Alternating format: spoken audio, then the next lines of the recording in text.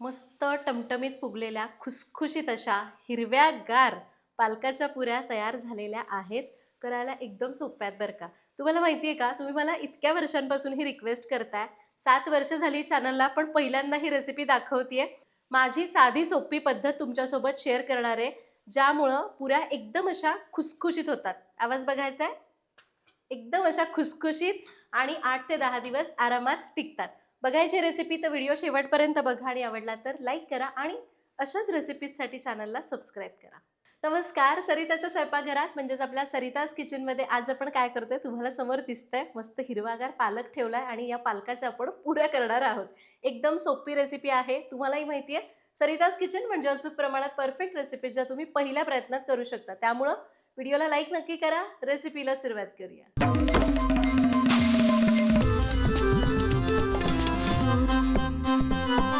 तर 4 स्टेप्समध्ये पालकपुरी तयार होते. आपल्याला पालक ब्लँच करायचा आहे, त्याची पेस्ट करायची, मग पीठ मळायचं आहे आणि मग पुऱ्या लाटून तळून घ्यायच्या आहेत. तर आपण या सगळ्यासाठी लागणारं साहित्य बघूया.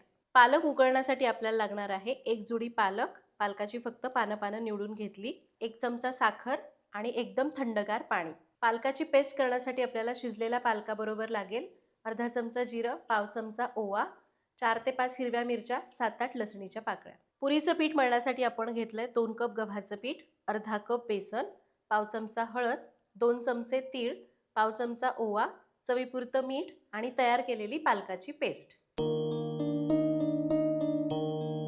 तर पालक ब्लँच करायचा आहे. इकडे मी एका मोठ्या भांड्यामध्ये पाणी ठेवलंय उकळायला. यामध्ये घालूया साखर. साखर घातल्यामुळं पालकाचा रंग हिरवागार टिकून राहतो आणि उग्रपणा थोडा कमी होतो. या उकळत्या पाण्यामध्ये आपल्याला पालक घालायचा आहे. फक्त पालकाची पानं घ्यायची आहे, खूप जास्त देठ घ्यायची नाहीत. पालक घातला, आता गॅस मोठाच ठेवायचा. याला असं हलवून घ्यायचं आणि याच्यावर झाकण न ठेवता याला 2 मिनिटं पाण्यातनं खळखळ उकळून घ्यायचं.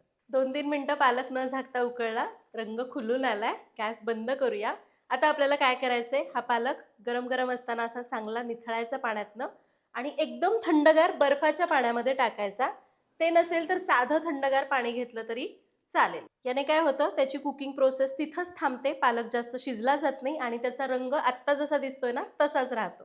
सगळा पालक पटापट पाण्यातनं बाहेर काढू आणि गार पाण्यामध्ये घालू.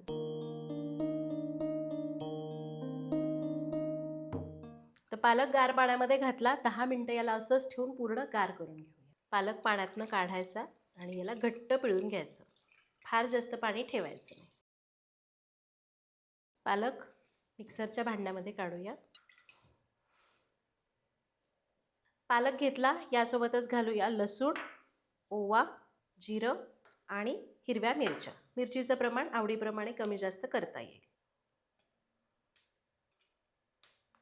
आता पाणी न घालता याची पेस्ट करायची. अगदीच तुम्हाला वाटलं की थोडंसं पाणी घालावं लागतंय तर गार पाणी घाला.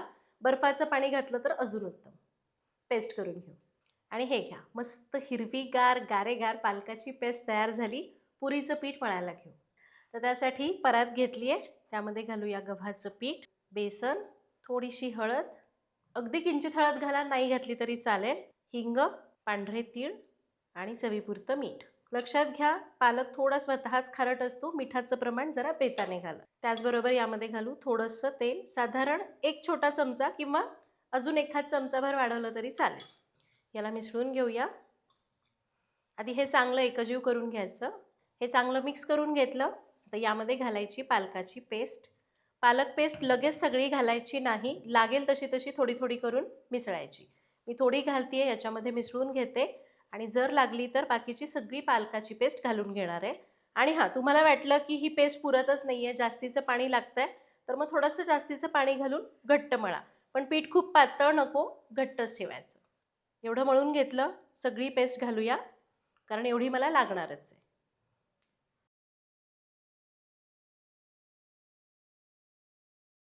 हे घ्या, आपण याला मळून घेतलं. मी अगदी 2 चमचे पाण्याचा वापर केला, जास्तीचा, पालक प्युरीशिवाय.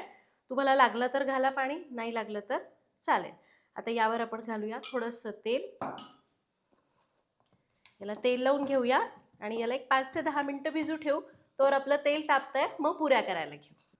तर एक 10 मिनिट झालेली आहेत. आपण लगेच पुऱ्या करायला घेऊया. छोटे छोटे गोळे मी करून घेते आणि मग आपण पुऱ्या लाटू. तुम्हाला जर असे एकसारखे गोळे करता येत नाही, सरळ रोल करायचा आणि सुरीने कापून घ्यायचं. बऱ्यापैकी एक समान गोळे येतात. आणि हे बघा, मी असे गोळे करून घेतलेले आहेत. मध्यम आकाराच्या पुऱ्या मी करणार आहे, लहान लहान केल्या तरी चालतील. आता ही पुरी लाटताना तुम्हाला पाहिजे तर तुम्ही तेल लावा, पण गरज पडणार नाही कारण पीठ आपण छान घट्ट मळलेलं आहे. याला लाटायचं. अगदीच लागलं तर तुम्ही तेल लावून लाटू शकता. या पुऱ्या थोड्याशा क्रिस्पीच ठेवायच्या, खूप जास्त मऊ करायच्या नाहीत. फुगल्या नाहीत तर एक वेळ चालतील, पण असे छान क्रिस्पी असतील तर मस्तही लागतात आणि टिकतातही भरपूर. तर आपली चपाती कशी असते तितकं मी याला पातळ ठेवलेलं आहे. तुम्हाला जर मऊच पाहिजेत तर थोडा जाड केला तरी चालणार आहे. आपण पुऱ्या लाटून घेऊया. एक 7-8 पुऱ्या लाटू आणि मग तळायला घेऊ. 7-8 पुऱ्या लाटल्या, तळायला घेऊया. तेल कसं तापलं पाहिजे? मध्यम, एकदम कडकडीत नको किंवा एकदम कमी गरम नको. छोटीशी गोळी टाकून बघूया. तर हे बघा, गोळी टाकली की पटकन वर येते, बबल्स येत आहेत, करपत नाही आहे, याचा अर्थ तेल व्यवस्थित तापलं. जर गोळी खालीच राहिली, हळू अशी मंदपणे वर आली तर समजायचं तेल अजून नीट तापलेलं नाही. थोडा वेळ गॅस मोठा करून तेल तापवून घ्यायचं आणि मग पुऱ्या तळायच्या. आता गॅस मी मोठाच ठेवते. पुरी सोडूया. वरून असं तेल सोडायचं. छान फुगली बघा पुरी, है ना? फुगली की उलटून घ्यायची आणि मस्त आता गॅस कमी करून खरपूस तळायची. ही पुरी तळायला वेळ जास्त घेते बरं का. तुम्ही जर पटापट अगदी घाईघाई करून काढल्या तर मात्र पुऱ्यांना एक उग्र वास येईल, कारण पालक वापरलाय ना त्यामुळं. शिवाय त्या चवीलाही चांगल्या लागणार नाही आणि लगेच मऊ पण पडतील. पुरी फुगली. पुरी सोडताना गॅस मोठा ठेवायचा. पुरी फुगून वर आली की उलटायची आणि मग गॅस कमी करून छान खरपूस तळायची. इथं मी पातळ पुऱ्या केलेल्या आहेत. जाड केल्या तर अजून गोल टम्म फुगतील. हे बघा, पुरी तळून झाली आहे. काढून घेऊया. आवाज ऐकला ना? मस्त खुसखुशीत होतात. आता ही काय अशीच फुगलेली राहणार नाही, गार झाली की आपोआप खाली जाईल, पण छान खुसखुशीत राहते. पुरी सोडताना गॅस मोठा करायचा, वरून तेल सोडायचं, पुरी उलटून घ्यायची आणि मग गॅस कमी करून खुसखुशीत तळायची. तर सगळ्या पुऱ्या अशाच तळून घेऊया. सुरुवातीला तेलाला ताव नसतो तेव्हा पुऱ्या काही अशा छान फुगणार नाहीत. एक 4-5 पुऱ्या झाल्या की मस्त अशा टम्म फुगून वर येतात. अगदी पातळ लाटल्या ना तरीसुद्धा. जरी नाही ना फुगल्या तरीसुद्धा हरकत नाही, छान खुसखुशीत तळा, मस्त लागतात बरं का चवीला. तर अशा प्रकारे आज आपण इथं मस्त खुसखुशीत अशा पालकाच्या पुऱ्या कशा करायच्या ते बघितलं. या पुऱ्या एकदा करून ठेवल्या की मस्त 8 दिवस टिकतात, अजिबात खराब होत नाहीत. फक्त काय करायचं, या पुऱ्या करून झाल्या की संपूर्ण गार करून घ्या आणि मगच डब्यामध्ये भरून ठेवा, म्हणजे मग त्या छान टिकतील. तुम्हाला जर मऊ करायच्या तर थोड्याशा जाड लाटायच्या आणि अशा खुसखुशीत पाहिजे तर पातळ लाटायच्या आणि एकदम कुरकुरीत पाहिजे तर अजून पातळ लाटायच्या. तर तुम्ही सुद्धा ही पालक पुऱ्यांची रेसिपी नक्की करून बघा. जसं आपलं चॅनल चालू झालं ना तेव्हापासून ही रेसिपी मी दाखवली नव्हती, खूप रिक्वेस्ट होत होत्या. फायनली 7 वर्ष झाल्यानंतर ही रेसिपी मी दाखवलेली आहे. नक्की करून बघा, कमेंटमध्ये सांगा. भेटूया पुढच्या भागात. धन्यवाद.